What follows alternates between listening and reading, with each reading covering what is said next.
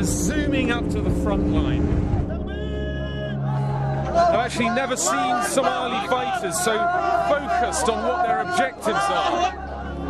Islamic militants have seized Mogadishu in Somalia and they're expanding control across the country.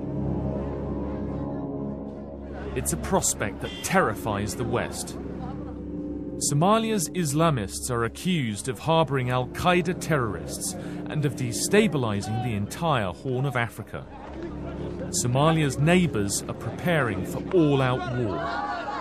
The militants in Mogadishu, meanwhile, are bracing themselves to defend their Islamic revolution.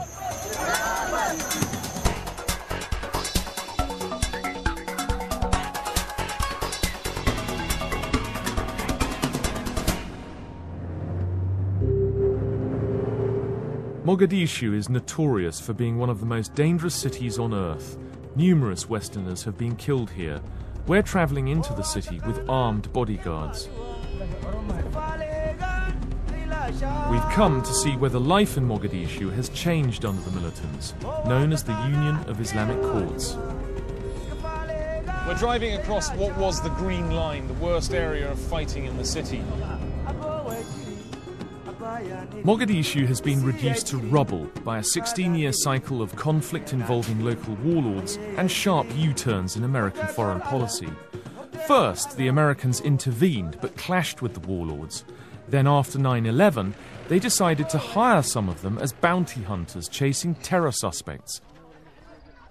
War-torn Mogadishu, Washington claimed, had become a haven for Al-Qaeda. By January this year, the residents of Mogadishu decided that they'd had enough and backed the Islamists to rise up and defeat the warlords.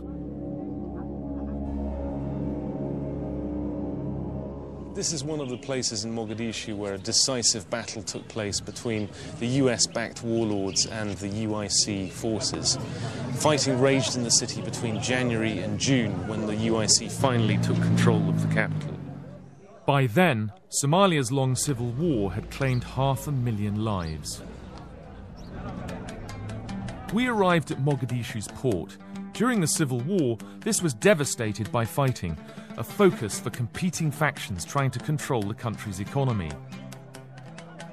Now there is only one faction in charge, the Union of Islamic Courts, or UIC. 50 ships have been here in the last couple of months, and they're able to deal with about 100,000 bags of food every day. The Islamists, backed by rich Somali businessmen, are trying to get the economy back on track.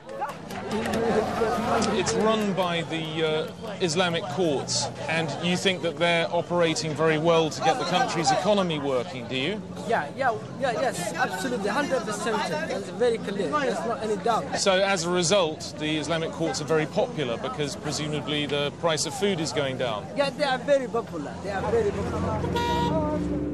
Suddenly, we noticed a commotion at the dockside. Soldiers of the Shabab, Arabic for youth, were gathering. Shabab forces are hardliners, well-trained and fired up by religion.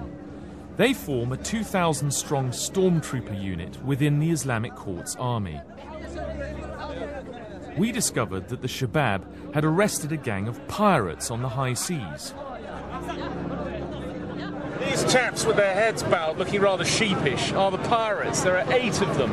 There was a firefight when the Islamic Court militias boarded the ship that was carrying charcoal to the Gulf.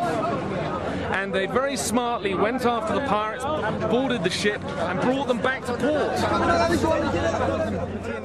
The militants are keen to show that they're capable of establishing law and order by ending all forms of banditry. This is a huge publicity coup for the Islamic Court forces. There were 60 acts of piracy off Somali waters last year, making it the worst place in the world for piracy.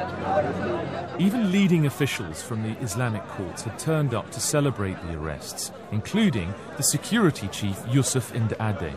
What penalty will these pirates face if found guilty at the court?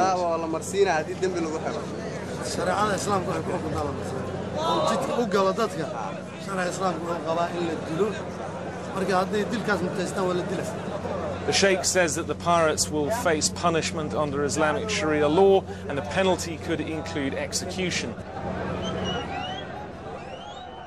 The Islamic courts are sending a message to the outside world.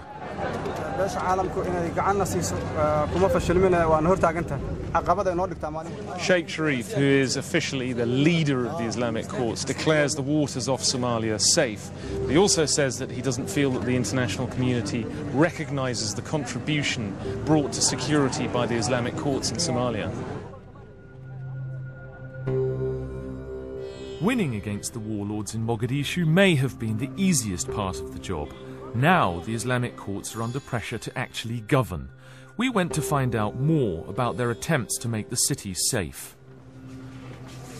We've come to a police station in Hamawain, the historic centre of Mogadishu. Until now, the Islamic courts have been mainly focused on subduing anarchy, but the population really wants them to establish civic institutions and administration, and this police station is part of that. The new police force is run by the Shabab militant forces. This is OB. Yes. Right, this is the OB, the occurrence book, which every functioning police station should have. Most of the incidents are not criminal, but are civic in nature. People coming back to houses which they're claiming as their own, trying to get rid of squatters, or arguments over vehicles, or arguments over places of business. Has the number of violent crimes reduced over recent months? From the police station, we travelled to the centrepiece of the new Islamic regime in Mogadishu, the courts. They're run according to Sharia law, a system of justice.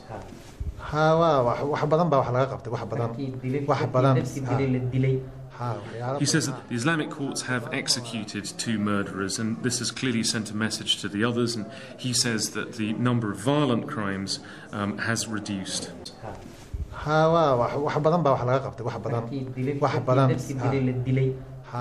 He says that the Islamic courts have executed 2 murderers, and this has clearly sent a message to the others, and he says that the number of violent crimes has reduced. From the police station, we travelled to the centrepiece of the new Islamic regime in Mogadishu, the courts. They're run according to Sharia law, a system of justice that is often seen as barbaric by Western observers. We're on our way to the Central Islamic Court in Mogadishu. It's been very difficult to gain access because there's a lot of distrust of Western journalists and how we'll represent Sharia law, but finally we've been able to get an invitation. We arrived to find the place buzzing with activity.